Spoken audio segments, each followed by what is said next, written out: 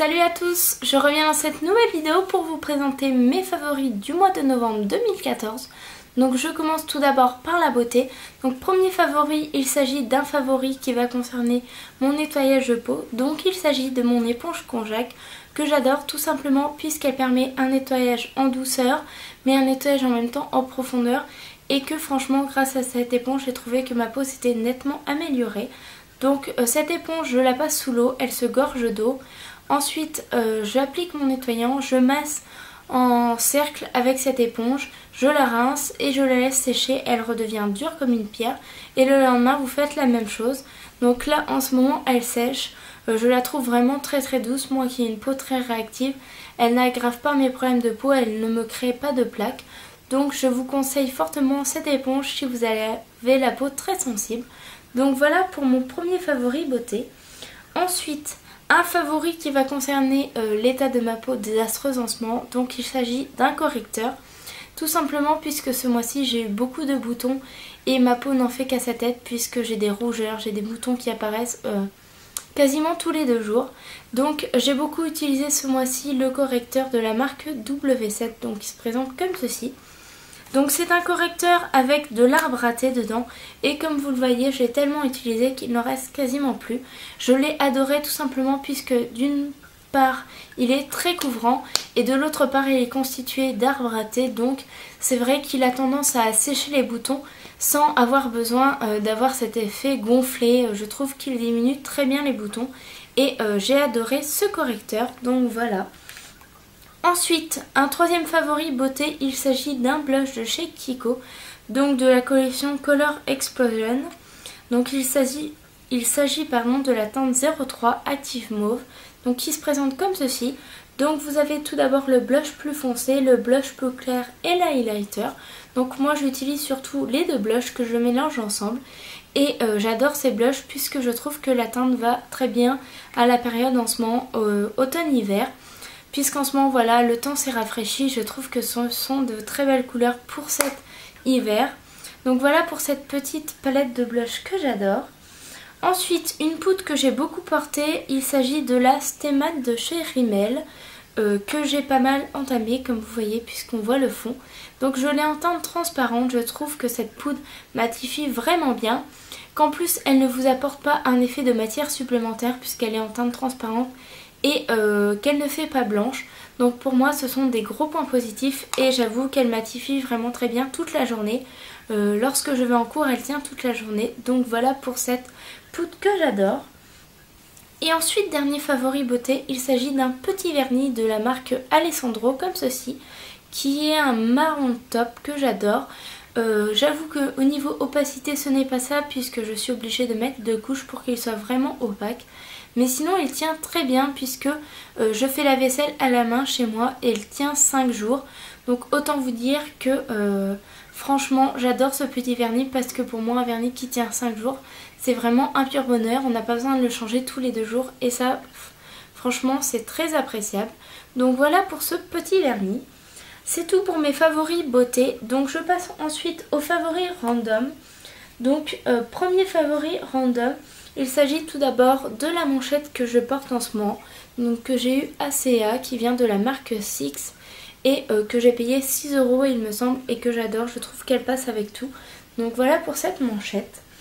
Ensuite j'ai 2 favoris photophores. Donc ils viennent tous les deux de chez Action. Donc premier photophore favori, il s'agit de mon photophore Père Noël comme ceci, qui est absolument superbe je trouve. Donc vous avez le Père Noël ici et là vous avez le trou pour mettre votre bougie chauffe-plat. Et franchement il est trop mignon surtout pour la période en ce moment. Et donc bien évidemment je l'ai tellement aimé que j'en ai acheté un deuxième. Et cette fois-ci c'est le photophore Bonhomme de Neige qui est superbe aussi je trouve. Je trouve très sympa et toujours la même ouverture derrière pour mettre en fait la bougie chauffe-plat. Donc voilà, je trouve que franchement l'ensemble rend super beau. Donc voilà pour ces favoris. Ensuite un autre favori que j'ai eu aussi à Action. Donc il s'agit de ma boule de buis comme ceci que j'ai mis sur un cache-pot que j'avais déjà ici. Donc c'est un favori tout simplement puisque la boule de buis en fait est pailletée avec des groseilles. et je la trouve absolument superbe. Elle est vraiment magnifique cette boule de buis et je trouve que ça fait un très beau côté déco très très sympa. Donc voilà, gros coup de cœur pour cette boule de buis que j'ai achetée récemment puisque je l'avais vue sur le site Action. Je ne la trouvais pas dans mon magasin et je l'ai enfin trouvée. Donc elle coûte 3 €, sachant que je vais vous la montrer. Elle est quand même assez grosse, elle se présente comme ceci et franchement à 3 € je peux vous dire que c'est vraiment une très bonne affaire. Donc voilà pour cette boule de buis. Et ensuite dernier favori, il s'agit d'un livre. Donc d'un livre que j'ai eu envie de lire grâce à Margot Liseuse. Donc je vous mettrai le lien de sa chaîne en barre d'infos, tout simplement puisque je trouve que c'est une youtubeuse livre qui me donne envie de lire pas mal de choses. Et là donc elle avait parlé de ce livre, il me semble, dans un swap. Et lorsque j'ai su le speech, j'ai tout de suite eu envie de le lire. Donc il s'agit de Love Letter to the Deaf, donc de Ava Delaria, donc aux éditions Michel Lafon. Donc c'est un livre plutôt jeunesse. Ce livre parle d'une histoire peu banale puisqu'il s'agit de Laurel, qui est une jeune adolescente donc qui rentre au lycée. Laurel a perdu sa sœur mais dans des circonstances tragique et on lui demande lors d'un cours d'anglais d'écrire une lettre, de faire une rédaction à un mort. Donc ça peut être aussi bien un chanteur, un acteur, une personne décédée dans sa famille. Donc elle s'exécute, elle rédige cette lettre, mais elle souhaite rédiger cette lettre à une personne que May adorait plus que tout, donc à Kurt Cobain. Et en fait le début de cette première lettre va en engendrer d'autres, tout simplement puisqu'au final elle va se mettre à écrire de plus en plus de lettres à des personnes décédées, aussi bien Kurt Cobain, Amy Winehouse, mais principalement des personnes que soit sa sœur May adore, soit qu'elle adore.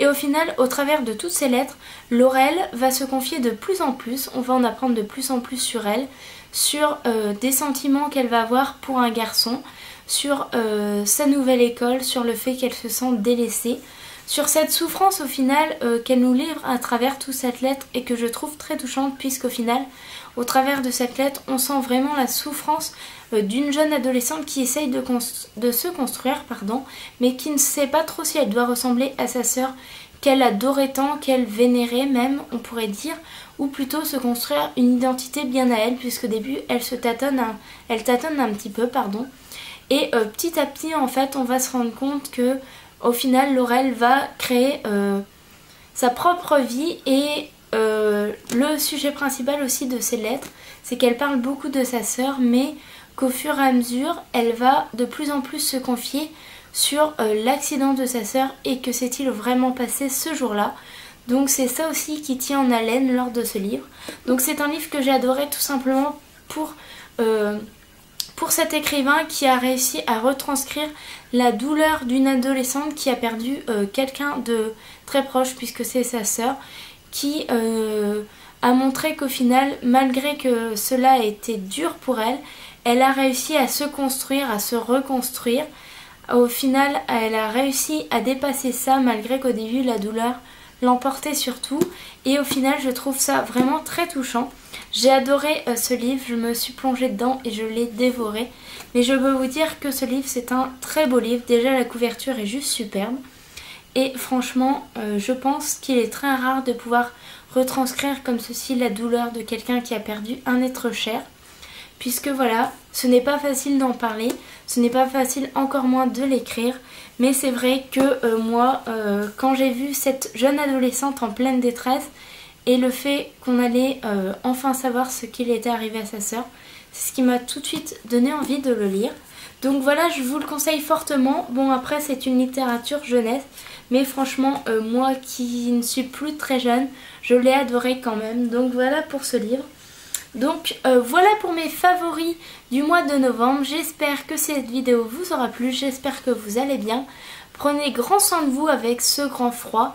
Je vous fais de gros bisous, je vous dis à très bientôt et prenez soin de vous.